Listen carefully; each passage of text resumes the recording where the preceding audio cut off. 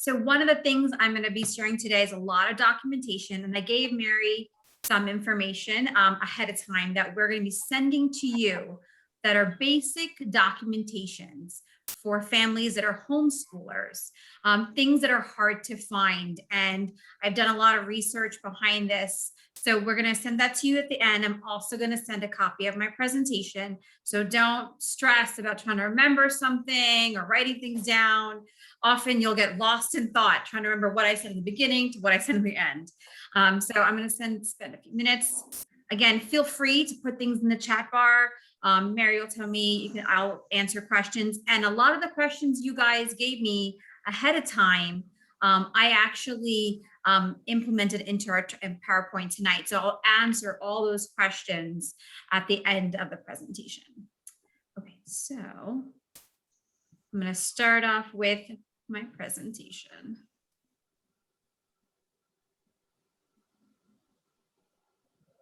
Okay. So just a little bit about myself. Like I said before, I've been doing this for quite some time. I'm primarily based in New Jersey, and the students that I've been seeing range from urban schools, rural schools, suburban schools, and actually here in New Jersey, it's really common to have homeschoolers at our school, not just to come in for testing, but homeschoolers come in and do what we call a halftime day with us. So I'm very familiar with homeschoolers in my own district. And I always say this to all of my family, it's the secret of getting ahead is really just getting started now, started thinking of the process. I saw a family once where they sent me a photo of their children just born, and they were twins, and the twins were wearing a onesie. And of course, one child's onesie said Harvard, the other one said Princeton. So from the get-go, they were babies already knowing where they're going to go to school. So starting maybe not as early as when they're out of the womb, but starting early, just getting an idea, talking about it with your children, just so they can start thinking about the future. And it doesn't make a difference, whatever it could be, 2-year college, 4-year college, trade schools, anything, but talking about the future, making it sure that they know everything is possible and can be possible for them. This is a timeline that I give a lot of families, and I kind of fine-tuned it for students that are homeschoolers. I recommend creating a plan for every student, and I do this for students who are in public schools as well, having an idea from 9th grade onwards what you want to do. And again, it doesn't necessarily have to focus on what you want to do in the future, but what you want to do each year. Often the world comes in your way.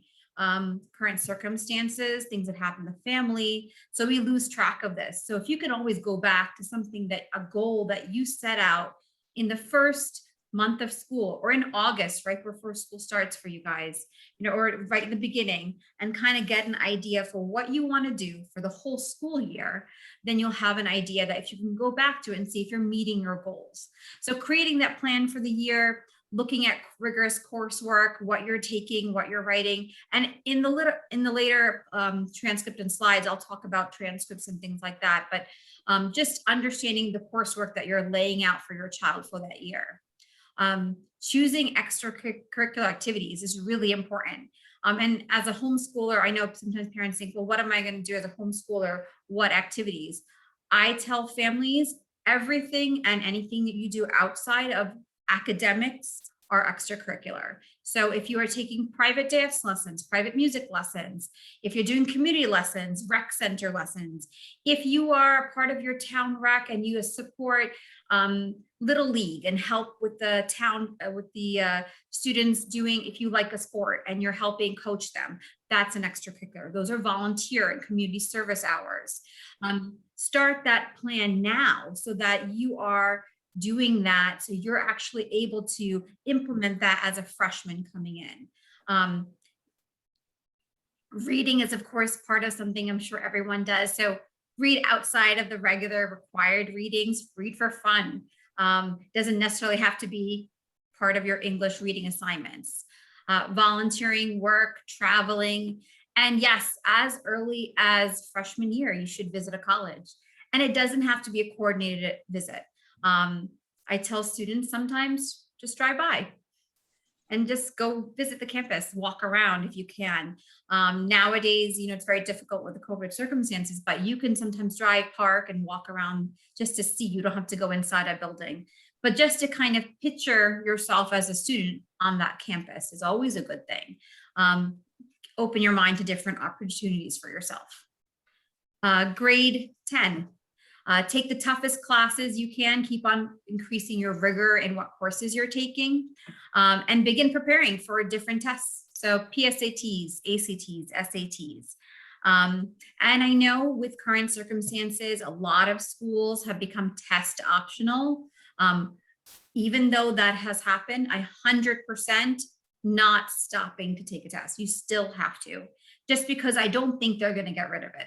I do think they're going to go back and implement that as still as a required part of testing for now. Finding a tutoring center or tutor if you need one to continue keeping up that rigor, continue with extracurriculars, and also starting with your resume. As a freshman and sophomore, having a resume, having that kind of collective work of what you've done to date is really important. So you don't forget anything. Having proof of documentation. If you go and volunteer at your local town and do a cleanup site, they will often give you something to sign off on. I had students that I know creating their own forms, and you can do this on Word, and they would actually create it so that the student is the coordinator is signing off on their phone. There's an app, you can do that, the signature, and that is an excellent thing, having proof of documentation that early on. It's helpful for a lot of different programs and community service organizations. Again, the continue for the summer, read, travel, volunteering, visit different colleges, and again, continuing to prep yourselves for different testing. Something I also recommend is if you find an interest in a college, look and see if they have a summer enrichment program. University of Houston has several, Texas A&M has several. And if you have an Ivy League school that you really want to get into, there's many that have a summer program that they will have that's sometimes specific for your major. So engineering students, MIT has a summer program. There's one that is free for students. To get into that summer program is typically in your junior year, junior year summer, so right after junior year. And to get into that, the students have to apply. Actually, its application's gone already for February. So, and it's very rigorous. Students that apply have to have SAT scores, PSAT scores already done. Their GPA has to be very high. But students I know who've gotten to programs like that connect with a teacher there, connect with a professor, connect with their admissions counselor, and often they are remembered by the admissions committee. So you'll find, and sometimes you can connect with them so much they can be a teacher recommendation or outside recommender for that student, which I 100% recommend in these type of circumstances. So any type of enrichment, summer enrichment programs, sometimes they offer college credit, which is great. There are some that just experience that offer college credit. So I have a student this next summer taking cleaning the water oceans. They're doing a 3-week long course in Florida Keys. It's such a great program. They found a scholarship to help support this. So not spending as much money for the program, but they're getting 3 college credits from that program. Again, something to put on their resume, something to show interest in what they want to do in the future, something they're passionate about. It doesn't necessarily have to be academically oriented. It could just be something they really want to do. Grade 11, I always say grade 11 is critical. If grade 9 and 10 are critical, grade 11 is even more paramount for students and parents, just because it's so close to the time frame when they will be leaving and going to college. So again, grade 11 is the year that students are eligible for the NMSQT scholarship through the PSATs. This is the year, so students should be registering for that at their local district. Start to finish and work on that preliminary college list. Continue with their extracurriculars, focus on leadership. And I say that because sometimes trying to find a leadership role is difficult, but actually having that outside of school, anything you can think of. Local libraries are very good. Local, I mean, hospitals a little bit more difficult now, but first aid squads, EMTs, fire departments are excellent. They are always looking for students to help out in those circumstances. And these are the people that you will need for letters of recommendation. Um, I would say you would need I would have two people lined up outside of academics that can be your letter of recommendation, whether it be for colleges or scholarships. So it's important to have at least two people. Start talking about financial aid and what's feasible for a parent to pay, what needs to happen, what's possible. Also start looking for outside scholarships. And I know this is the hardest part because there's a false assumption that schools, public schools have the run on this, that it's only for them. There is no such thing. There are a multitude of scholarships that are meant for any student to apply to. One of them specifically through the PSATs. So based upon your score, you're eligible for a scholarship through that. That is through College Board, but also if you score high enough, certain colleges will give you scholarships based upon that as well. And so if you're an MSQT scholar, then you can be considered for those scholarships. Also, I always recommend retaking your SATs and ACTs by that time frame in your junior year. I'd rather students take testing in their junior year and finish it up and not do it senior year, just because senior year gets quite overwhelming. And to add another test on top of the fact that they are trying to make that decision of what they want to do, they get a little bit like, oh my God, I have to get that one score and I need that 1 point to get into this college. It's always beneficial to have that part of that process done beforehand. Again, and they do actually offer typically one summer testing for ACTs and one summer testing for SATs. So I definitely 100% recommend that. Most students, I tell them, if you take 2 SATs and your score hasn't gone up by the second one, and you're doing the same things, your score will stay the same by the third one, unless you do some actual prep work. Students also often think they're doing the same exact thing every single time, but expecting a different result. Nothing will happen unless you do prep work before that. So by the first, the second, if you want to see a different score, you have to prep for it. Again, and it's not a 1-day thing. It's not a 2-day thing. It's an over the time and then a lot of this prep work, if you start that freshman year, it will reduce the amount of time and prep work you do for junior year. And that's highly recommended because this is one of the most critical things for students, and they get very overwhelmed by this often. The summer of your junior year, I always recommend continuing that volunteering, visiting colleges, applying for more summer enrichments based upon the student's interest. A lot of schools, and this is not often told by colleges, and not as much now because of COVID, but I've had students in the past call University of California and say that I really, really want to come.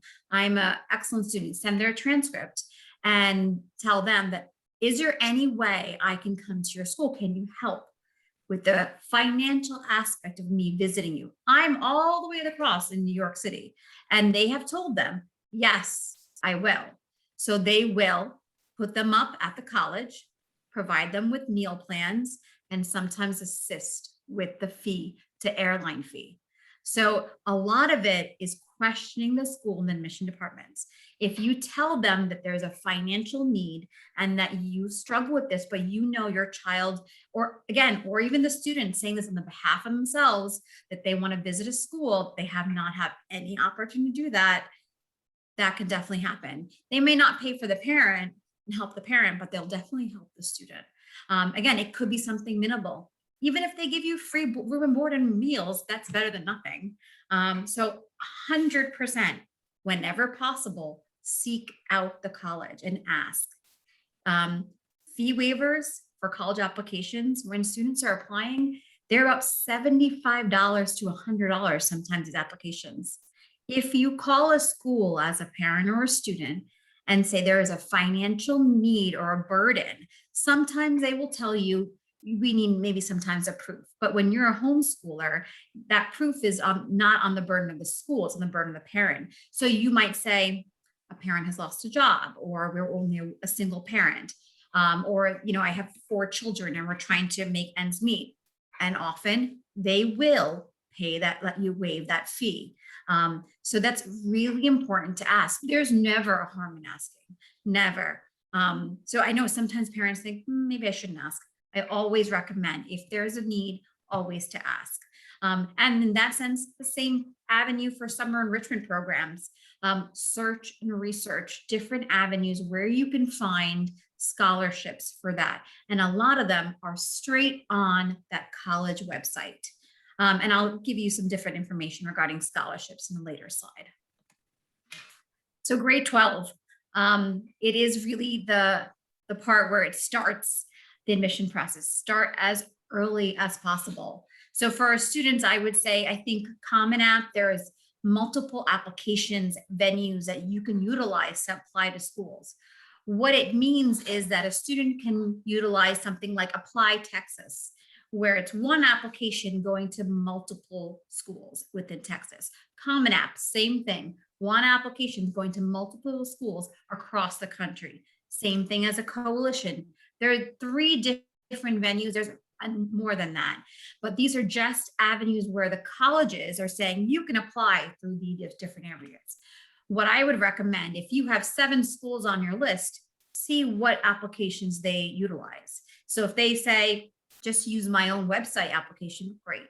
If they say, I give you 3 different options, find out what other schools are using and find one that's common among all of them. Why did you want to, don't make yourself stress out and use 10 different ones.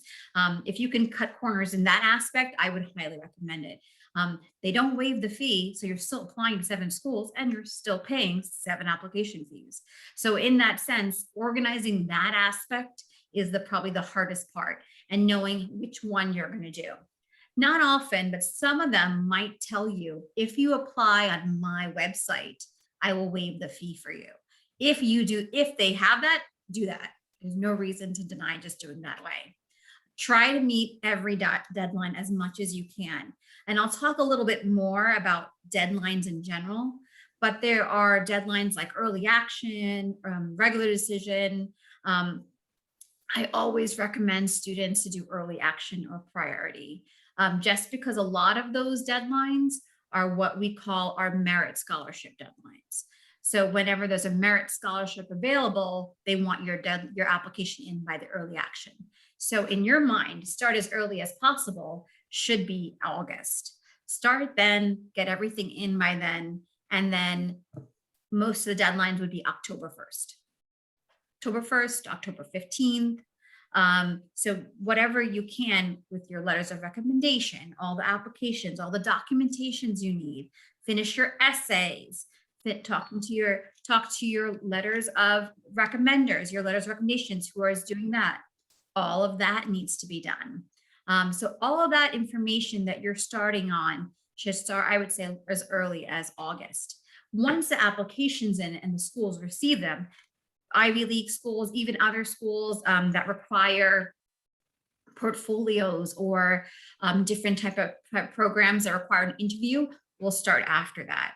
So it's imperative, if you get the applications in, you can start the next step in that process. Ask questions, ask for help. Never, it's inundating, but always call them if you have a question. If there's something wrong, a lot of this part of that process, the craziness where there's a problem, usually it's what I see on my end. That's a part there. I'm very busy between September and November, when there's a problem with the application, student changes their mind, student changes their program, and I'm trying to help them navigate this. So as a parent, that time frame is where you're going to have to finalize all that, be that counselor, that in between where you're calling the schools. And that part of it is going to get a little bit inundating, trying to make sure you meet all the deadlines for all the paperwork. By the time you finish all the applications and everything is in, Most schools will tell you if you are an early action or priority deadline, they will give you a day of when they'll inform you that they'll be informing if you're accepted or not. So once you get to that will be most likely December 15th, January 15th, around those deadlines, sometimes February 1st. Once you receive them, you can start making decisions based upon what you get. Often the acceptance letter does not always accompany the financial aid letter. So you might get acceptance letter, an award letter, and a financial aid letter kind of back to back. So like 3 different letters. So always wait till you get the next one. Once you get one and you have an idea of how many schools are you accepted to, how many you're being able to get merit awards from, how many schools are giving you enough financial aid to satisfy your need, you can kind of have an idea of where you want to go. I always recommend appealing a financial aid or admission merit award. If you get accepted to 6 schools and they all offered you money, and I'm just going to give an example, $30,000 for one school, 45 for another school. And you say, you know what, there's this one school that didn't give me as much as everyone else, and it was only 20,000, and their cost of attendance is like 85 a year. You can appeal that school's award letter based upon new information. So they already looked at your application. They know the type of student you are. You need to give them something different. So I would start with that you would include other letters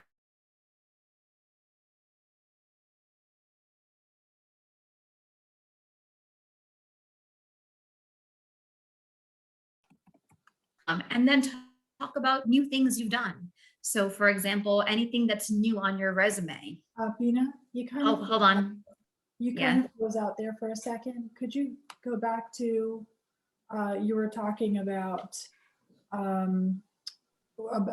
appealing, and then your voice kind of froze out. Okay, so one more time. So when you get your letters, and let's say you have 6 different letters from different institutions, when you get those letters, I would review each one.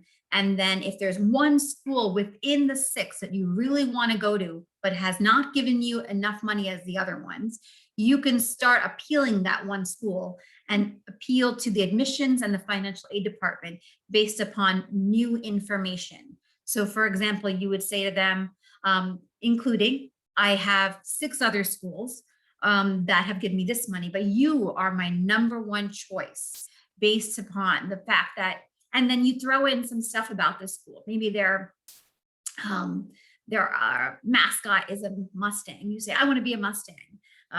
It could be, and it's funny when you think of you kind of have to say a little bit about yourself, and you say, I want to be that type of student. You might even throw in there that they do some research on something, and that's what you want to do. You throw that in there, and then you talk about things that happened between September and February that they have no idea about. So anything that you've done that's brand new, it could be that you started being an EMT on your local EMT squad. It could be that you got a job. It could be that you got a scholarship, not scholarship, but you got an award from your town for being a great community helper, or you are made employee of the month at your job. So it could be anything, but anything and everything will help them make that appeal process happen. I would say 85% of the time, a positive response comes from the college. And I'd say a positive because anything is positive. If they give you $500, it's still $500 they didn't give you before. So I always recommend that. Most schools, actually, I find private schools, and this is interesting, private schools will give you more money than state public schools. That's just a common thing because they have more of a piggy bank to pull from, where public schools don't have it. So you find that the private schools might quickly give you some $1,000 or $1,500, or even give you a work study program automatically that they didn't offer you before. Okay. I've had students send in deposits to multiple schools, even though they can't get it back because they haven't made a decision. I hope that most students don't wait till May 1st to make a decision. But sometimes I have students they're not sure My recommendation would be to try to make the decision much earlier than that and just have your idea of where you want to go, but at least by April. When the student gets wavering so much, their mind doesn't get set, and it keeps on fluctuating. So try to make your decision by April, be more content with what you have, review your award letters as much as you can, and then whatever updated information that the schools require, that's the time you would send it. Okay, so now that we talked about our timeline and what you need to do, I'm going to talk a little bit about specific things in the college admission process. So what does a student or parent need to understand what colleges are looking at? Okay, these are 6 different areas that we talk about a little bit. So these are pretty much the 6 main criteria that most schools will tell you that are required part of the admission process. So the college essay, GPA, and test scores, I would say, are the 3 most important with extracurriculars. So usually this test scores and GPA are the highest. As of right now, because test scores are optional, they have actually told students that they kind of test scores out of the picture. But I do believe they will be coming back into the situation. So I would say GPA, extracurricular, and college essays are important. When writing your college essay, because applications, they read so many different ones, it's really important to be a little different. Do not do the same typical guidelines that everyone thinks about. And that's usually, it could be, why you want to, people have this kind of standard essay they write. I want to be a doctor in the future. This is who influenced me, and I want to help be a pediatrician. And I only say this because I have many, many students who write the same exact essay. And I really want to make an impact on society, or I want to cure cancer, which is great. But that's almost 70% of the medical students that they write about. You have to be a little different. You have to be honest. You have to be a little truthful. You have to talk about your mistakes and how you came back from it. Don't write just positive things. Write about the struggles that you had, but find a fine balance between the negative and the bad. Don't go too far in depth, but be able to say that how you've overcome, always turn something into a positive, how you've overcome something, how things have changed, how something you experience outside of academics or things like that influenced your interests, and how that has navigated your life the next couple of years and what you want to bring. They always want to hear, what type of impact will you make to that school? What are you going to bring to the school as a student? Not just, okay, I'm going to get my degree, but how are you going to change our school environment? So do research on the school, look and see what professors are researching, new and different things. And if you look that part of it, trying to find it, if you just go into their college website, go to their mission statement, go into the department of where the student wants to go. So the College of Art and Sciences, the College of Engineering, and just check out the professors. They usually always write what they're researching. Things like that, those are always important. And that's a really good one for Ivy League schools, because it shows that you did the research, especially for those people who are requesting an interview for college or are required to have an interview, because most Ivy League schools will require you to have an interview. So always kind of throwing in there a little bit about the school in the essay or the application. However, when you go for the interview, they will not ask you any of that. They don't want to know about your grades. They don't know about your GPA. They don't want to know about your essay. They just want to know about the student, how they're doing, what they're doing in their life, things they don't learn in the application. So people find that the interview is a very non-formal, very casual, not formal. They just want to connect with the student. They want to see if the student is able to connect with a stranger that they have not met on a personal basis and be able to articulate themselves. So it's almost like a job interview. They're trying to see if they can become a part of the community very easily. So those type of qualities, that's especially for homeschoolers, it's really important to start engaging and practice that aspect. Most of these interviews for Ivy League schools, for those competitive programs, are at like at a Panera, a local Barnes and Nobles. They try to make it very informal. It's not a formal environment. Sometimes the local hotels, like the Hilton or the Marriott, they'll have it at a restaurant, things like that. Now with everything this past year, most of them have been Zoom. The last few, actually last school year, we had quite a few that were in person too, right before COVID hit. But I would say they would be going back to that, that they would not continue on Zoom. So I was talking to you guys before about admission terms. So these are a few when you see them on these college websites. So rolling admission, those are the ones that technically don't have an end date, whereas schools can accept you all year round. Regular decisions, those are the ones who have a specific deadline, January 1st, November 1st. When you see those deadlines, I would say make sure that you have every single one done by then. So all the documentation, all the resumes, everything should be in by then. Nothing should be behind that deadline, after that deadline. Early action or priority, those are the ones that I love. I know it says December there, but I typically think most of them are October 15th, November 1st, November 15th, and those are the best ones. You can apply every school you apply to early action, and that is typically my recommendation. Just because one, they're early, they get them out of the way, and two, they meet those merit scholarship deadlines. So I do recommend that. There's not as much restricted early action, so you can kind of ignore that. They're more moved to what's called the early decision or the binding contract. Students are only allowed to choose one school as an early decision school.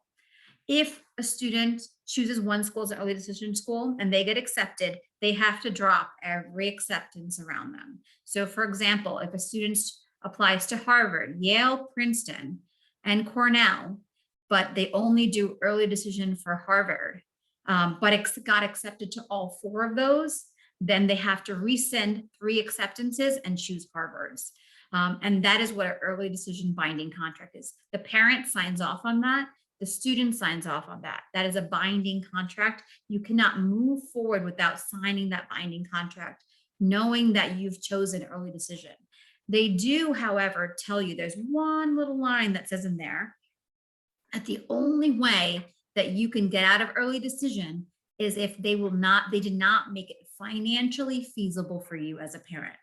So if you looked into everything and you found that Harvard did not give you as much as Princeton, and Princeton was complete full ride and Harvard was not, then you can get out of the early decision. However, when you contact them and you tell them that, typically they will tell you they'll meet Princeton or the other Ivy League school money. So they really do try to make sure that it's financially feasible for you. Again, so when you're choosing that early decision, don't choose it lightly. Make sure that's the one that you want to get into. And the school typically understands how serious that contract is, so they know that this is your number one choice. So that if you do have one that you really know you really want to get into, that's the one you choose early decision. Often early decision might be even earlier than early action. So keep that in mind. In addition, early decision might have other deadlines in addition to like your test scores, your essay and all that stuff. They may have some other documentation that they require. So now we're going to get into the nitty-gritty of what is included in the college application. As a homeschooling parent, one of the most important things the student needs is a transcript. So even though a student is homeschooled, they are still required to have all the things that a regular public school or private school student has. A transcript is a document that includes all the coursework the student has taken, typically from 9th through 12th grade. It includes the core courses they've taken, typically sometimes they're SATs or ACT scores or any standardized testing they've taken. What you see in front of you is a typical foundational transcript for a college student, what they want to see on a transcript. This is the bare minimum, okay? I'm not talking about a competitive student yet. The bare minimum is the 4 years of English, the 3 years of math, 3 years of science, 3 years of social studies, the 2 years of the same foreign language, physical education, fine arts, and electives. Those are the bare minimum. When you get to a more rigorous coursework, what colleges would like to see is 4th year of math, 4 years of math, which include beyond algebra 2, pre-calculus, calculus, 4 years of science, anatomy and physiology, advanced biology, optics, multitude of courses in that areas. 3 years or more of the same foreign languages or world languages. Taking college courses through the dual enrollment programs at the county colleges, taking courses online through different organizations. So those are what's considered rigorous curriculum. They need to see this. It doesn't have to be all 4 years, but they need to see a pathway through this type of programs to meet their requirements. So there are a multitude of different programs that a student can choose from, but I would say a broad type of perspective. For engineering students, typically they want to see calculus in your transcript before you leave high school. That's, I would say, a mandatory requirement. For students who want to go into business, I would say minimum pre-calculus. You should not, they won't really look at your transcript unless you have pre-calculus. Medical programs, both math and science, should be there. Having that coursework done at a local community college is also a plus. When you want to be a rigorous candidate for an Ivy League schools, you kind of need all of the above.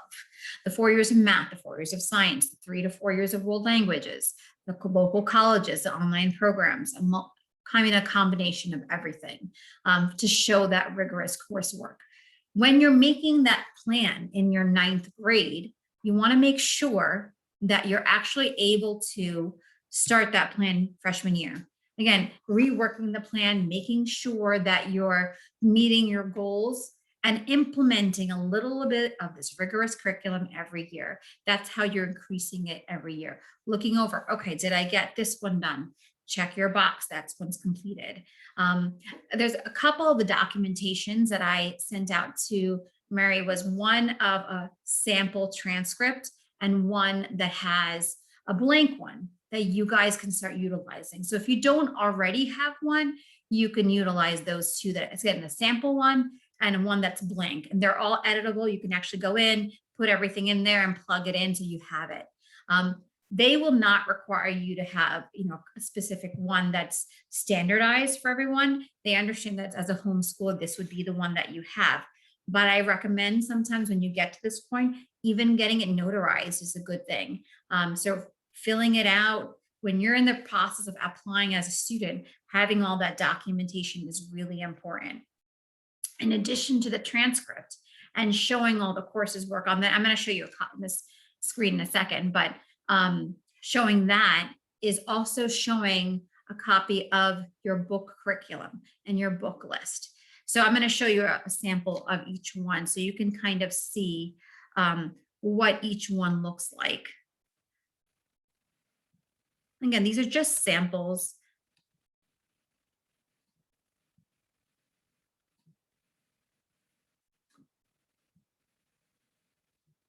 Here's one sample of just a sample high school transcript. The one I sent you, you can go in and enable editing and write in each information here where it shows, and you can adjust as you see fit. You can adjust a grading scale, put that in depending upon what you guys have chosen, adjust the years. Sometimes I've had students ask me they have a hard time because their years are off. Sometimes students have finished maybe a year earlier, which is okay. I'm not because I know the standard, what you see in most schools is 9, 10, 11, 12. But that does not mean that a student cannot graduate in the end of 11th grade. It just means that they have to have all that coursework done by 11th grade.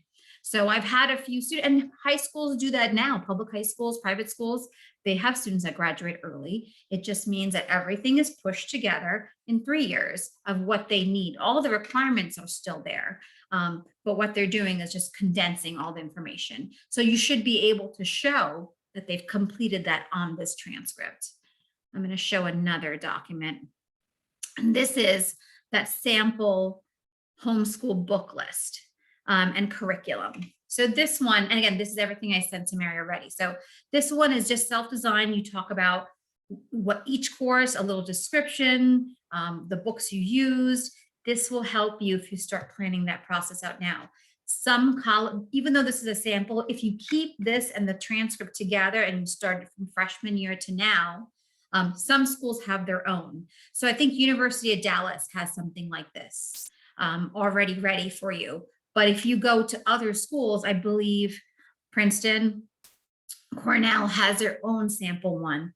And that's okay. It doesn't mean that you can't copy what you used here and paste it right onto that. But if you have it already ready, it makes it so much easier by the time you get to the application process. And although these are blank, the ones I also sent to Mary is actually inclusive of a sample one that you can actually see what one parent did and kind of go from there. So it's not to drive you crazy and trying to figure out how to start this process, but it'll give you an idea of how to kind of pace yourselves and keep yourselves open to different things. Ask questions, ask each other, see what someone else is doing. Did I miss something? Have someone check your work. Even in school, I never check my own transcripts by myself. I always miss something. And I've been doing this for almost 20 years. I make the parents check it. I make the student check it. I said, did we look at it? Did we include everything? It is so inundating. And there's so much details that you want to make sure you have everything on there. So definitely 100% seek out help from around you, but utilize these. If there is a specific school or college that you want to get into, go to their college specific in their search bar and type in homeschooler application. And on most of the time, you'll find the information there for you, and they'll give you everything. Some important information regarding standardized testing and for homeschoolers. So same thing, like I said before, PSATs are really important. Register at your local district. It helps you get eligible for the NMSQT scholarship or National Merit Scholarships, and it links to often scholarships in college. It's not always automatic, but some schools they differentiate. Every state, every school is a little different how they award that scholarship. AP tests are excellent way of demonstrating to colleges that you have advanced placement. So if you're able to get a scores of 4 or 5 on the AP test, they may use it for college credit. How to register, you just go to your local district if they're a test site, and you can go and actually register. They should 100% be able to put you in for those testing. You have to tell them in advance though. The testing is always the same time frame. The first to second week of May, never changes. It's always in May. So knowing that, they need to know approximately November of that school year that you want to take an AP test. And I say that early because they kind of need to know how many tests they have to order, and they get the process, and it gives you a time frame for them not to say no to you. Because often if it gets too late, they might say, well, we didn't have enough tests and we didn't order and we don't have any more, we don't have an extra. If you find you're struggling with that, call College Board, because they are the ones that organize AP tests. They will give you a test site in your vicinity. They are 100% all for homeschoolers, so they will help you with that avenue, and they can help you get that information. You'll find if you're struggling finding something, they will sometimes ask the school for you. So I am also an ACT coordinator in my school. So sometimes I get a call from ACT asking me, can you test a student? Not in my district, from a completely different district, privately, individually. So that's happened in the past. So they sometimes might help you on the side just to get some information, especially if you're a homeschooler. Never be scared about asking a question.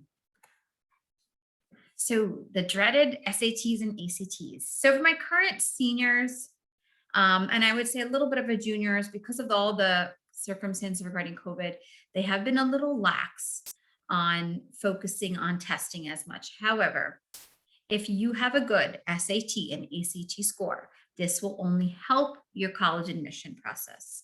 So they will never let it be a detriment to your application. So depending on what type of test taker you are and which one you prefer, the SAT and ACT are widely accepted, either or, no difference between them.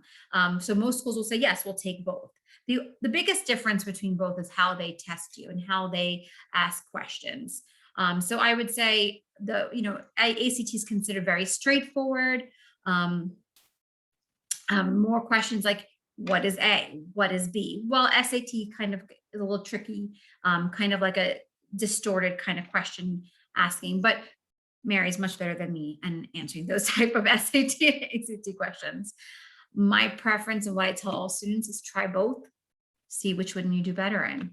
The ones who are scared of trying both is ones who will always be scared. Don't be scared. Whenever you're scared of testing, it kind of carries with you.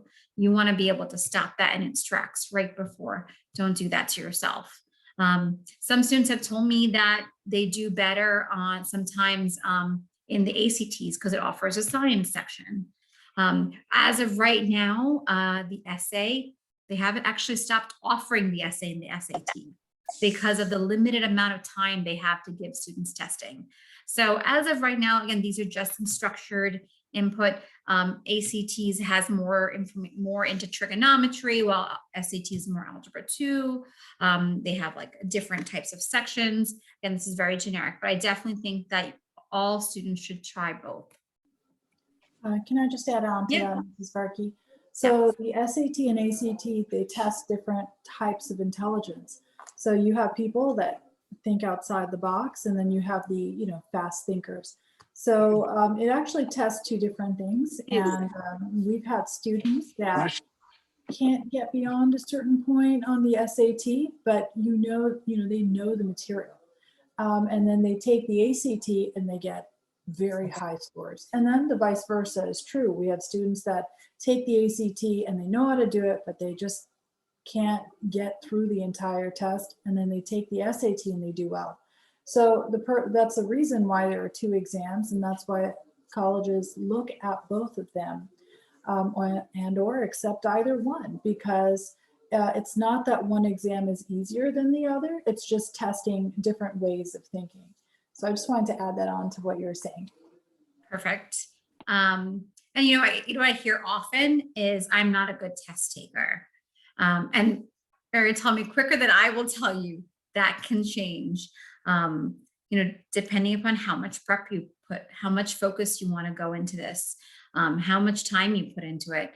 And that's when I tell students, don't start junior year, start ninth grade, start really early on. Having that extra help really does help. Okay, the next part of that puzzle that I showed you before, through GPA, a lot of homeschoolers ask me, how do I calculate GPA? Because I would give a grade, an A, a B, but I don't know how to calculate that GPA. And then some parents ask me, why do I need a GPA? So this is some of the reasons why. One, even though colleges will typically calculate their own GPA based upon your grades, it's important for sometimes scholarships that they need a GPA, because to be eligible for certain scholarships, they'll tell you that they need a 3.3 GPA or a 4.0 GPA or a 4.5. And then you think, well, how in the world is someone else getting a 4.5 GPA? That's not fair. How do I do that for my students? So you want to be able to calculate that. What I give you here is a really, really basic calculation. It's nothing really complicated. It's typically what the colleges are doing, where they go from 4.0 and down. And then it shows you here of how to do a generic calculation. For those people who say to them that I'm not a good math person, I also included with the documents I gave Mary a GPA calculator. It actually, you plug it in and it calculates for you. I have a computer at work that calculates it for me, so I can understand how stressful it is trying to calculate this yourself. But I 100% recommend doing this specifically for the reasons that you want to be eligible for scholarships.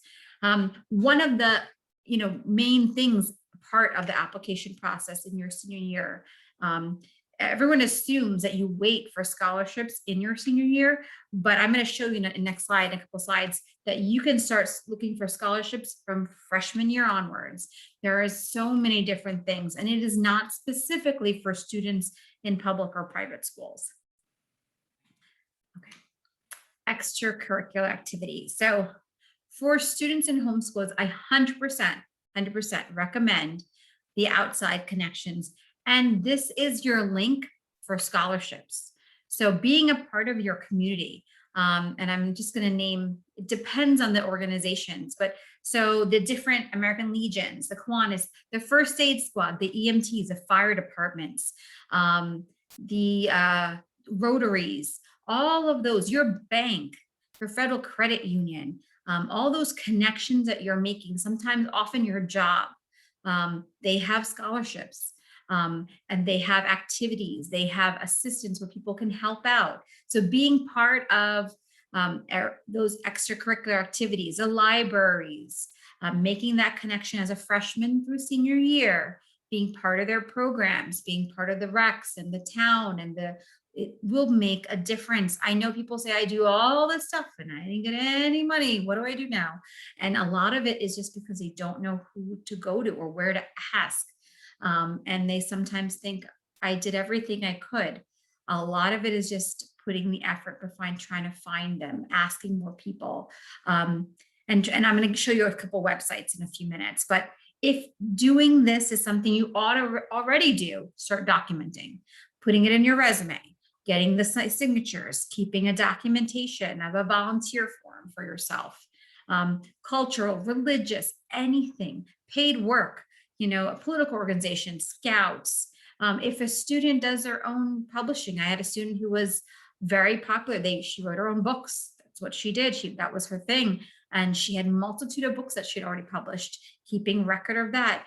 Performing arts, song classes, people who are avid, students who are already doing things outside of school, things like this are really important. So keeping a record of that will start having that connection for outside. Any type of competition at colleges or research. I think Shark Tank is still a big deal. But they often have this thing where you put your idea forward and they can help you get to that point where you're presenting in front of them. Something like that. That's, again, not academically related, but something, entrepreneurship, individual that the student has taken on themselves, those outside of the box thinkers, where you're going to be doing, things that are not typical for a student. That's where Harvard or the Ivy League schools will say, hey, that's the type of student that I want. Something unique, that they did. I think a couple of years ago, again, it was not even a public school student. It was a student that was private homeschooled. They lived on a farm. So it was a single parent. The child did everything. They created their own fishery. They did, everything. And he created everything. He made that farm work. And without him, it wouldn't be working. He came up with his own plan, and that was a big deal. That was what got him into school. So things like that, it could be anything. Sometimes you often don't want to brag about yourself, but this is where you start bragging about yourself. Talk highly, write down every little thing you've done, and then prioritize on your resume. So include everything and anything you've done. Scholarships. So I included here some websites that I do think are really important, but one of the number one ways to get money to go to school is from the college, based upon your college application, your GPA, your test scores, your transcripts. That's what's going to get you the college scholarships. And again, just like I said before, always appeal. There's no reason not to. When you do that, universally privately funded scholarships, sometimes you'll find more. Also, part of your scholarships, sometimes some schools have scholarships that are not included in the application, they're not part of your application, that they have a separate application they want you to do. So when you are looking at your college website, let's say it's Texas A&M, and you go to their search bar, financial aid, or how they actually have to have like a financial aid site on their own college site. You click and you look and see if it says scholarships in there. If it does, they have a listing of all the privately funded scholarships through that university. So those are definitely pretty much, that would be the second thing I would do after the college application. Look at the finished application. Second thing, look and see if they have any private scholarships in there that they want you to apply to. It's really important. Often it's just a criteria that you completed the application and you have a certain GPA, or they want you to fill out a one-page essay. So these are the times where, putting that effort forward with completing as many essays as you can. And of course, you'll get some need-based and merit-based awards through them as well. And some of them do have some national merit scholarships based upon you being a recipient as well. The websites you see here below are the fastweb.com, collegeboard.org that has their own scholarships as well. Scholarships.com, that's also a reputable one. Raise.me is actually one of my favorites now. Raise.me is one that is across the country, accepted by a multitude of schools, and it's continuing being accepted by more, where students start implementing from freshman year to senior year all the things they've done. A grade they earned in their class, community service they've completed, if they're working, and all they have to do is type it in, maybe put a proof of their transcript or their grade, and they just almost like a resume, plugging in their resume. And the schools will tell them each year how much money they're eligible for from the schools that they're interested in. So for example, a generic one, I had a student put in all this information. Senior year, it showed they were eligible for $15,000 worth of merit scholarships from these 6 schools that they said were interested in. The schools knew that they were interested because they applied, and they saw that they were a Raise.me applicant based upon that, because they have that connection already. So the student received a letter from them saying that through Raise.me, you have been awarded $15,000. That's just as easy as it is. So just creating a free account on Raise.me and putting in what colleges you're interested in will help you get that money. Community scholarships, so local food banks, local banks that you are affiliated with, organizations, associations, those are definitely the main ones. From 4-H to different organizations throughout the community, be a part of them, connect with them, help. They're the ones that will give out more money. Of course, then the last is a federal funded FAFSA. Some schools require the CSS profile. That is through College Board. It's a separate financial aid form that you have to fill out. When someone says you have to fill out the CSS, they want you to fill out both the FAFSA and the CSS. So when you think your applications are all done, you have to do that too. So it gets very inundating. I would tell students the CSS is so intensive. They ask very deep questions, more questions than the FAFSA, because more colleges will tell you that will help them give you more money. That will give them an avenue into saying, okay, they have this, income coming in, but they have more expenses. And a lot of those questions are not on the FAFSA, but the CSS asks those questions. And because of that, they're able to give you $40,000 based upon that, where the FAFSA only said you're eligible for $10,000. Okay. So in review, I know I give you a lot of information. Most important, creating a detailed transcript, start freshman year, creating that curriculum book list, calculating a GPA is really important. Continuing to increase your rigor in your coursework through dual enrollment, online courses. Make sure to register for the PSATs in your district, taking the SATs, ACTs.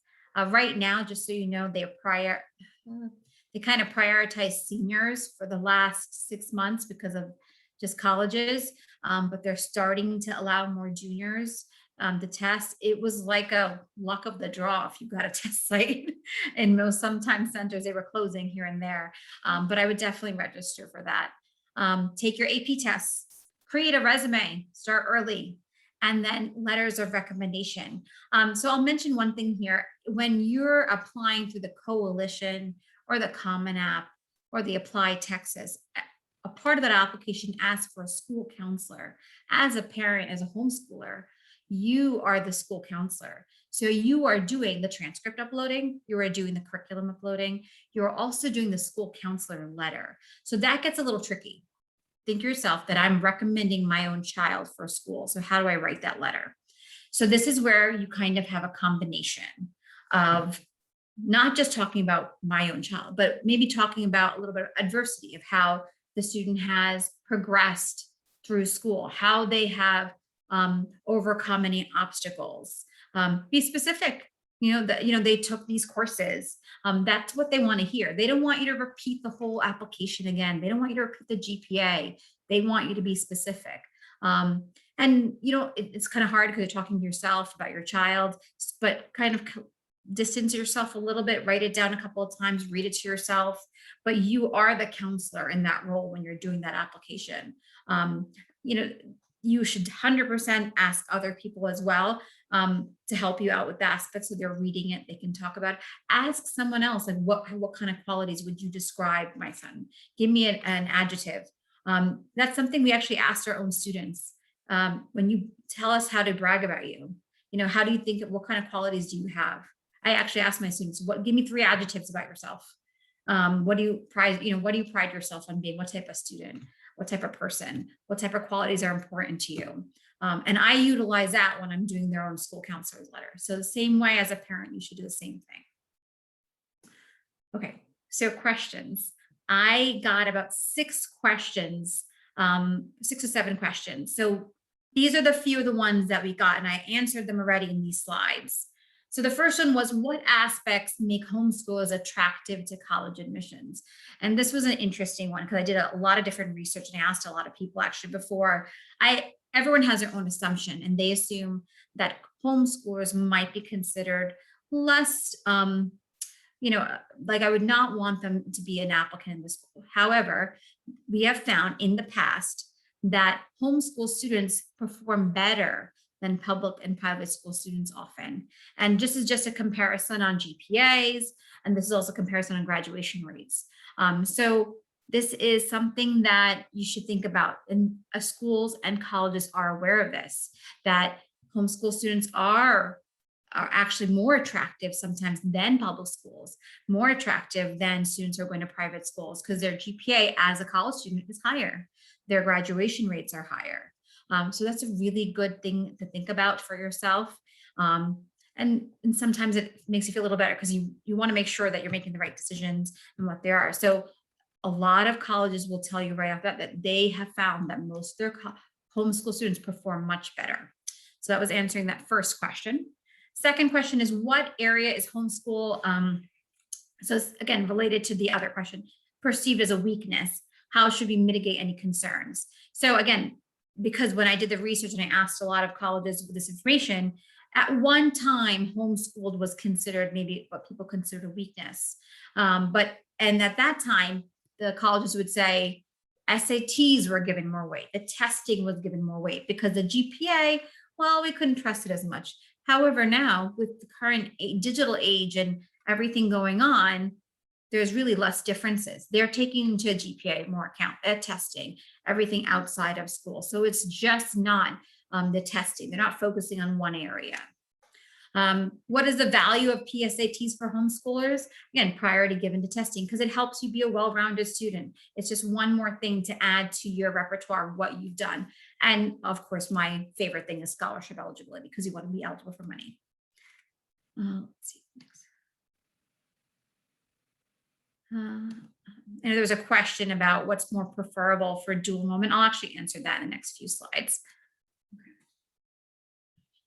Because I actually do have a preference. How to calculate GPA and how to write your guidance counselor letter. So we talked a little bit about this. So the calculating GPA I included before, and the question was how to write your guidance counselor letter. So I kind of wrote a little different things, what motivates them, what intellectual risks have they taken, what excites them, how did they show initiative, how have they taken advantage of homeschooling, and some generic questions you can include. The hardest part, I will tell you, is writing that letter recommendation for my students. And when I ask the students to talk about themselves, they have nothing to say. That is really the hardest part because they don't know how to talk about themselves. They don't know how to say, and really asking What makes you happy? You know, what, when you do this one activity, what gives you the most enjoyment and why? Asking those type of questions will be helpful for you. Next question. So, what is the most important thing a rising ninth grader should do begin preparing for college? To create that plan, and start looking at your tentative coursework, your goals, making sure you include an opportunity of future dual enrollment or online coursework, um, and explore career specific courses. So, even if you're not sure what you want to do, I always tell students, try to find out what you hate doing. Do you hate being in front of the computer? Do you hate being in an office behind a desk? Do you hate being with animals? Do you love being with animals? Do you like being outdoors? That kind of stuff. If you can rule out a few, you'll kind of lead yourself to something that you like. So look at different careers and different avenues.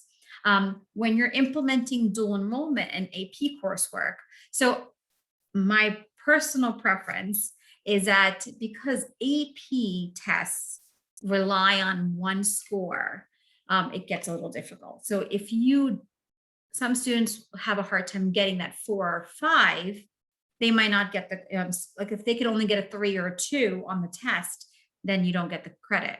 The schools won't award it.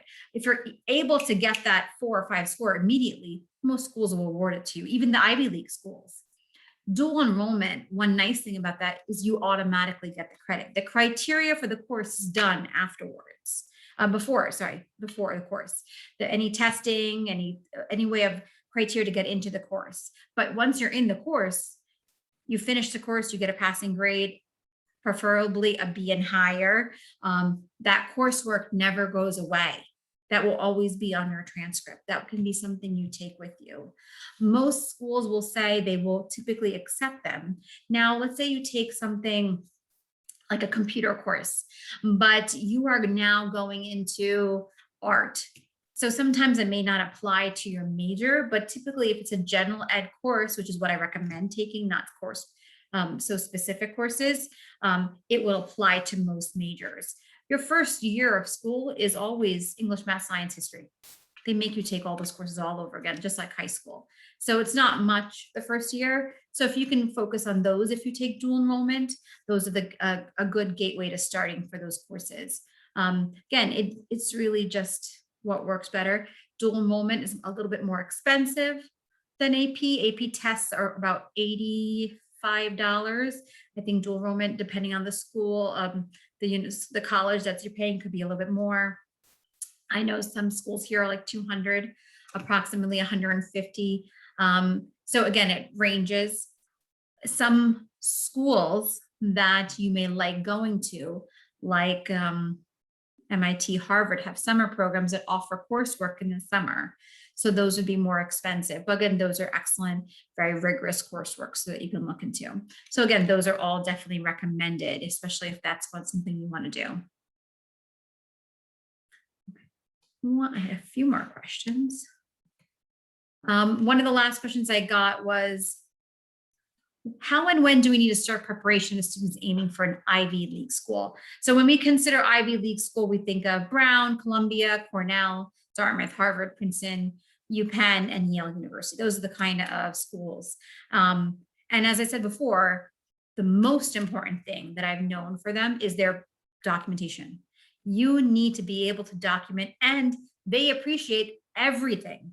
They don't want just the minimum, they want above and beyond. So any small thing that you did, I would put in there. The more, the better. And that's pretty much what every single one of those schools are expecting from a homeschooler.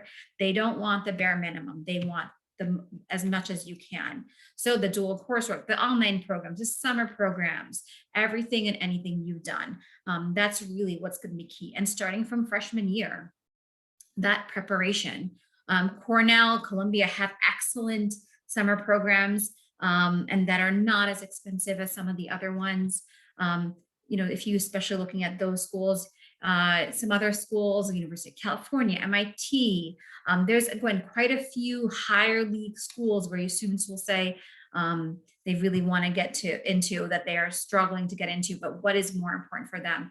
start with that documentation. If you lack on that, I think that would be the biggest thing for most parents. Okay.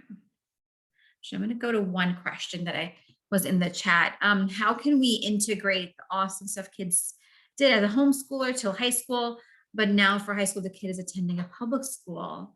So that's an interesting one. So most students, when they're applying to college, colleges don't want to know about things before ninth grade. They only want to know about things from ninth to 12th grade. And this is something I've told every parent. Don't let your child stop doing something just because they entered high school.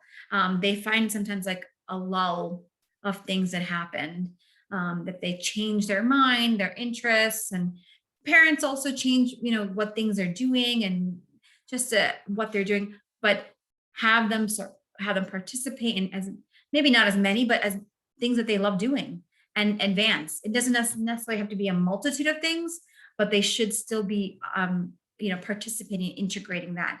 No college will want to see things from middle school.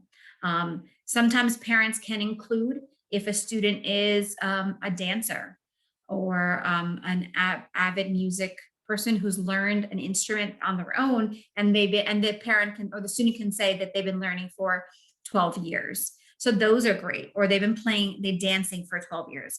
But the community service, the experience of volunteering should be from 9th, 10th, and 11th grade.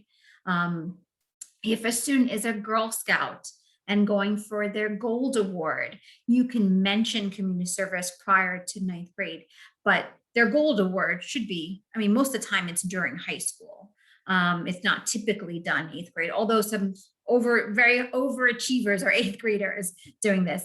The Boys Eagle Scouts Award, same thing. It's typically when they're doing it, when they're a little older, 9th, 10th grade. So those are the ones that we need to implement there.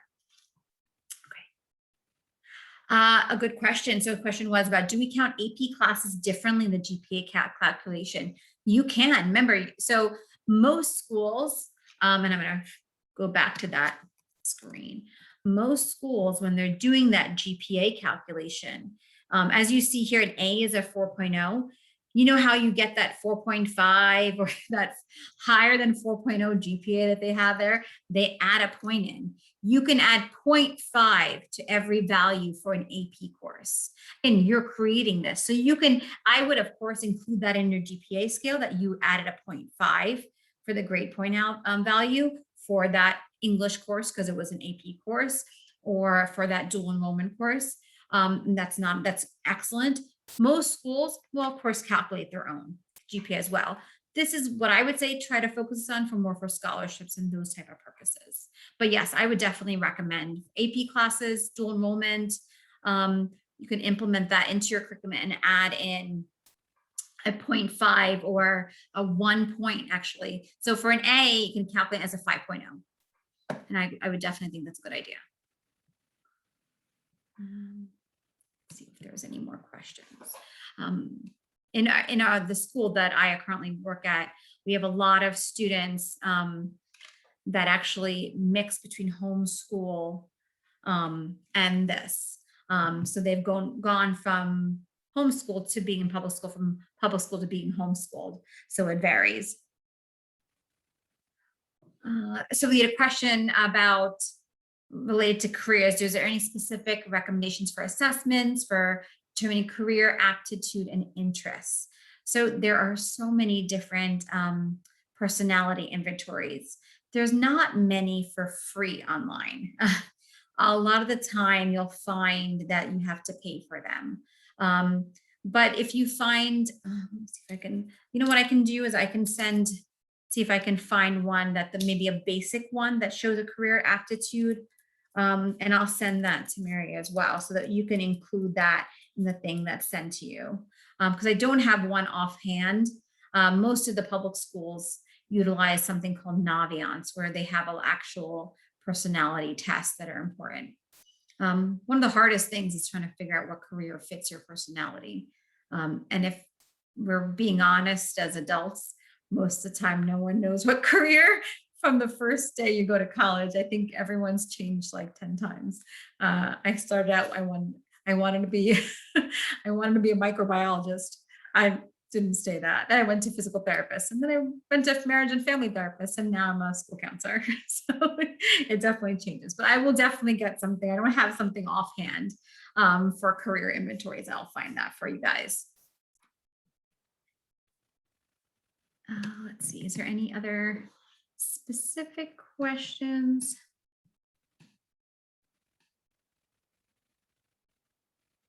Oh, previous slide. Okay, 1 second. And don't forget, I'm going to give you guys a copy of these slides so you don't have to memorize anything.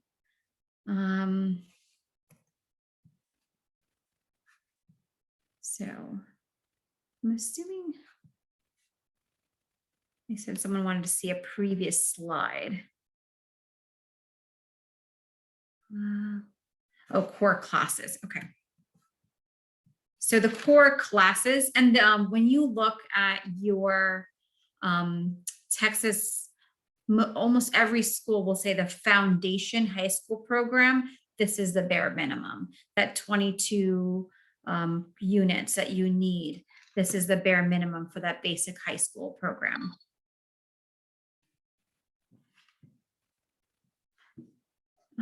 Okay, another question was, do you feel that colleges like seeing continuity in activity?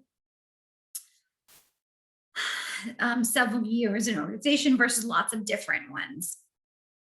Yeah, I do like seeing that. So I have a student that comes in as a freshman and probably does, 4 athletic programs and works outside and then just community service. As you grow in your high school, I would say try to fine tune what you like doing. It doesn't mean that there's a specific number, but make it more feasible for you too.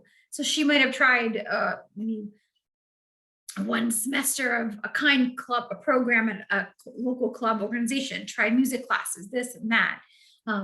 Maybe as a freshman, 8th grader, but as you progress, make sure that you kind of close that window of different things. There's no harm in having multitude of activities, but having an inconsistent one is probably harmful.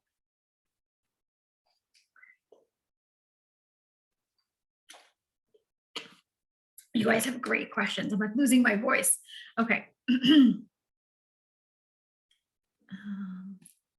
Here's something, I'm going to go to my last slide. So, and I say this all the time for all my parents, public schools, wherever it is, it's so important, wherever you are, that the role of the parent, the role of the student is the same, that they're working collaboratively together. It is not just one person doing this, and that it's consistently done together.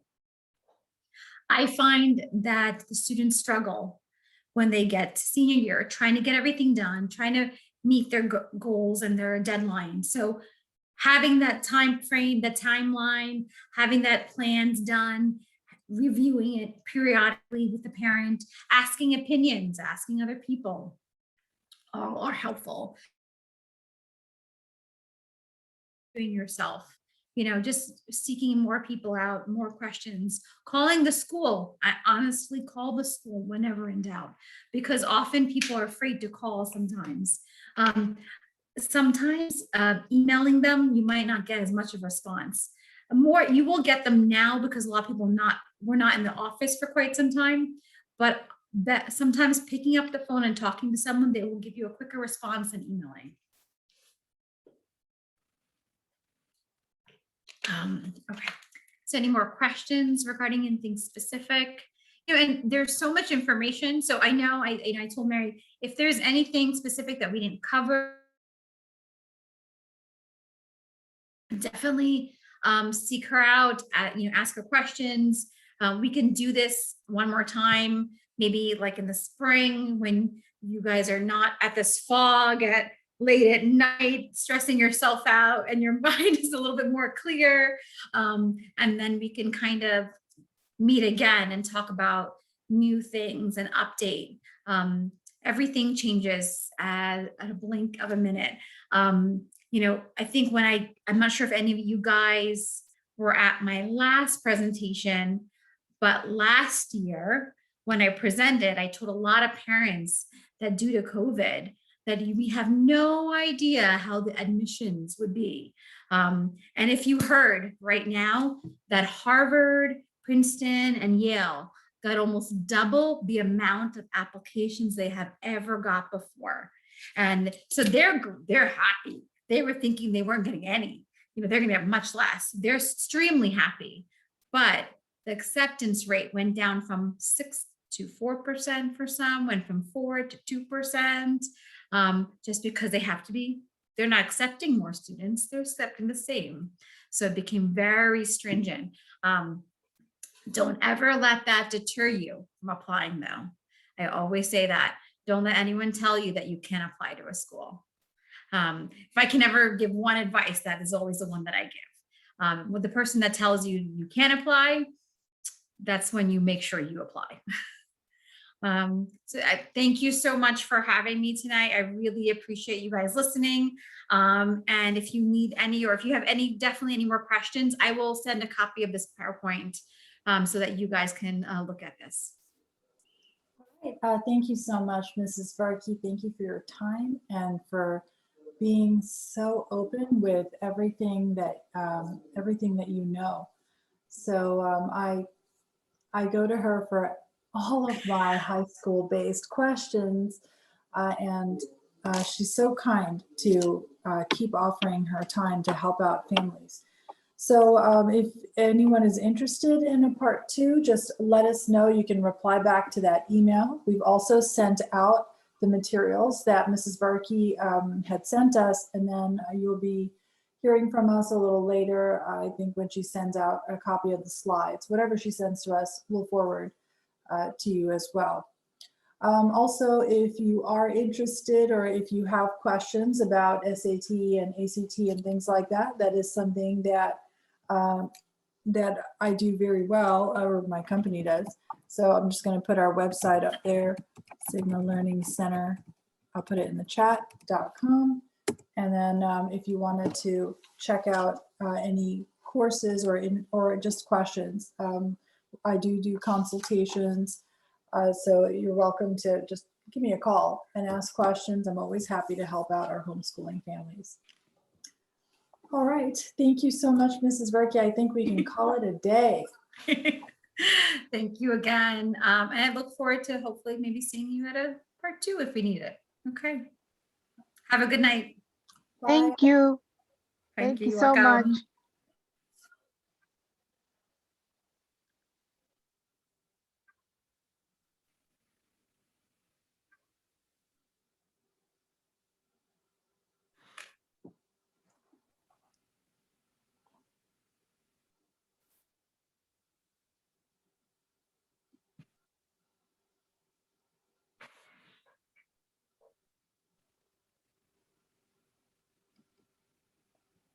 Sometimes people have trouble logging off, Bina.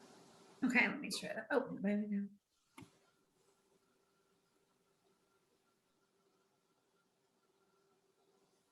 You can also hit pause on or stop on the record. Okay. 1 second.